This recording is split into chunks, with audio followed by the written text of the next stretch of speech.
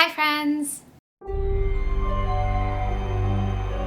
I am so excited you're here today because I will be doing the mid-year book freakout tag. I am freaking out because I don't think I even did this tag last year.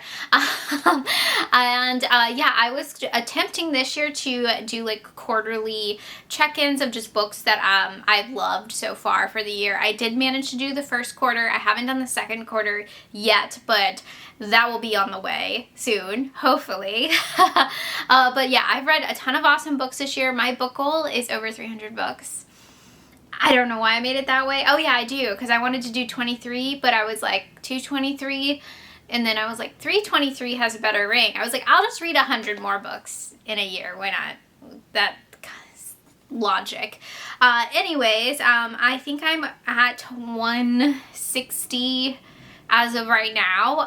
So I am on my way there. I still have a ways to go. But anyways, let's get into the tag questions. Best book you've read so far this year? And yeah, I can't name one book. I've read so many awesome freaking books. At the beginning of the year, I really did like The Cotton Candy Massacre by Christopher Robertson, and the sequel to this is coming out next month in August, and I'm super excited for it. I had a blast with this slasher, and then I ended up reading Blackwater by Michael McDowell. I probably won't pull out all the books, but Mayfly, I really liked Mayfly. I read it back in May. But yeah, I have a list of books that I freaking have loved. I will link my first video for the quarter of books that I really enjoyed, horror books I really enjoyed at the beginning of the year, down below, and stay tuned for quarter 2 of that. Best sequel I read this year. I don't read a ton of sequels, but Don't Fear the Reaper by Stephen Graham Jones. I freaking loved this so much. I know people are saying like, I don't love it quite as much as My Heart is a Chainsaw. My Heart is a Chainsaw is very unique style of slasher, I feel like, and yeah, that cannot be duplicated. I feel like you can't do that twice. It was magic the first time. So this is more of a standard slasher, if that makes sense. So we get multiple POVs, and it has these epic, scary, cinematic scenes throughout. The suspense was great. The tension. I was thoroughly creeped out in moments. I have goosebumps thinking about this book right now. And then there's some scenes where I was gagging while listening to. I did the audio for it, and it was just like, excuse me, so gross. So it had all the feelings. I did tear up in this. I laughed. I was grossed out, and I was scared. So I had all the feels for this. 5 stars. I absolutely love this book. Question number 3, a new release you haven't read yet but want to. But there is probably a couple out there, but I can't think of any off the top of my head. Honestly, I have.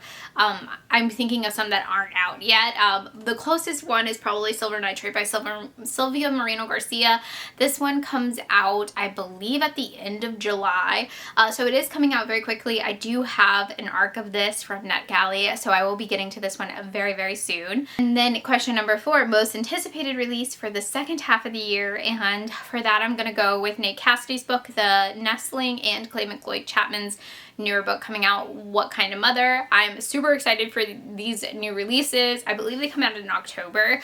I'm so excited. These 2 authors' previous books I've read have been 5 stars, so my expectations might be a little high, but I think I'm just gonna enjoy them. Either way, I will enjoy them. Are they gonna be 5 stars? I don't know. I think they will be, but I'm so stoked. My biggest disappointment this year is probably Ring. I totally forgot the author's name for this too. I DNF'd this, and I sold it. So I was just done with it. I was like, get out of here.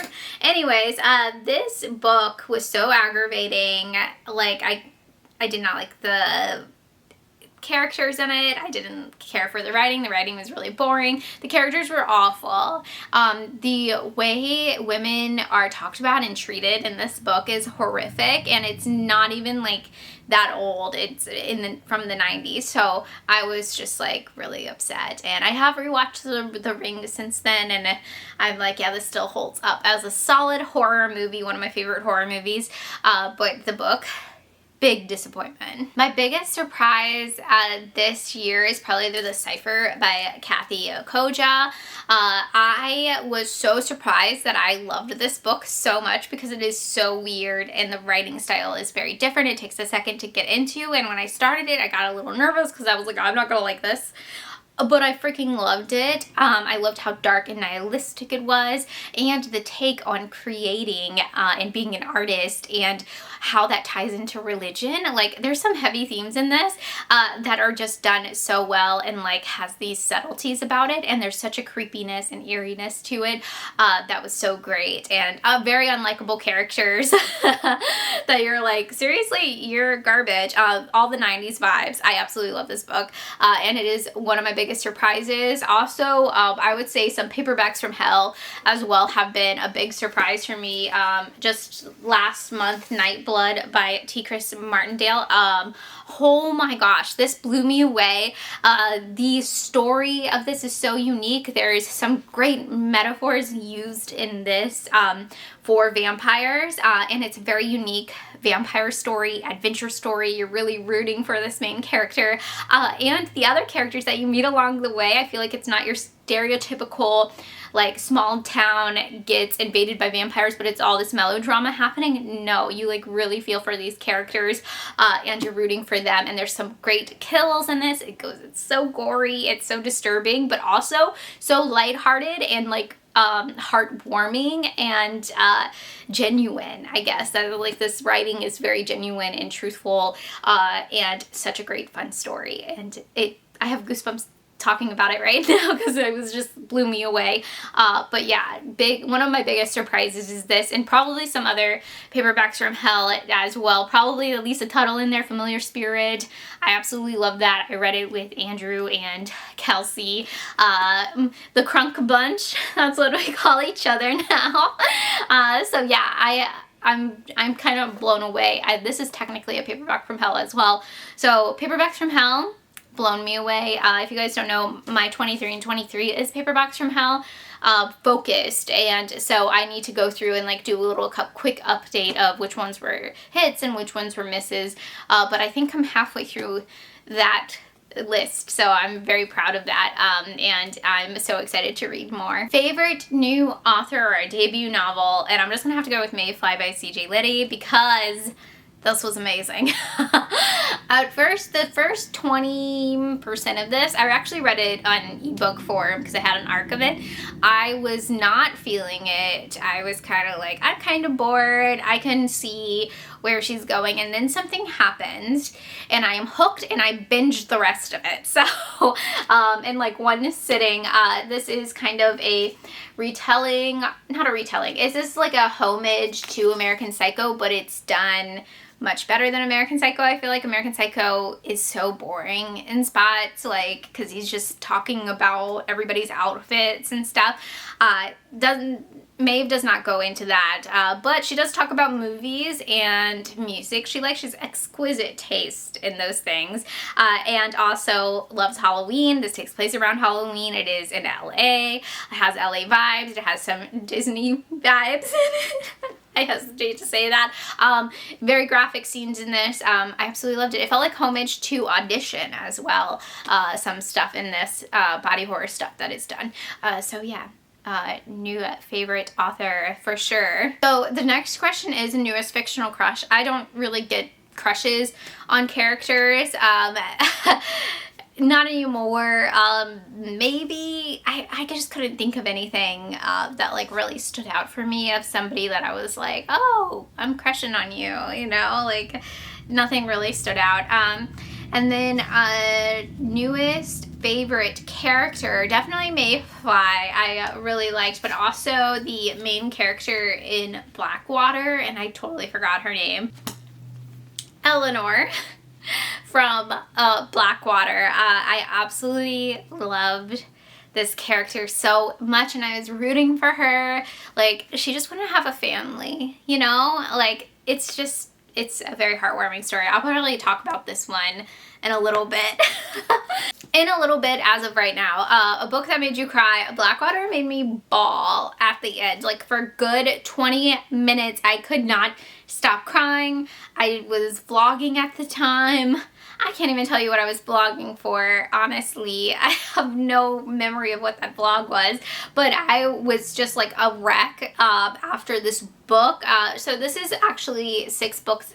This is the bind up of it, but they were published separately. Oh, I think it was for an Old School April book, because I did count all the books separately for that. So this was originally published in like little paperbacks that were 6 all together. This is about a family, the Caskey family, and just like them kind of coming from like not much and like growing their family and growing their business and over the years, because you follow them for years and years. But the matriarch of this family ends up having something else going on with herself. Like, she comes from the river and she kind of, and that's like ties into the story, but it's mostly about a family struggling to do the correct things by other people and like just living their lives. And oh, it's so good. It's such a beautiful story. At the end, I was just like, I'm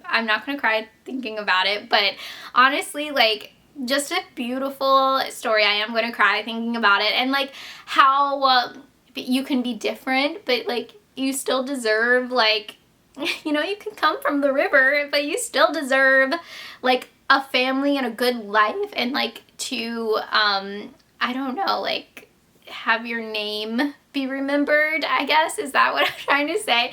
Like, I don't know what I'm saying, but it's beautiful. And the way the beginning of this and like the ending, like, it's just a gorgeous, gorgeous book, and I'm crying again thinking about it, so I need to stop talking about it. Okay. I'm not crying over Blackwater anymore. I did that in April. Where did my questions go? What is this video? A book that made you happy.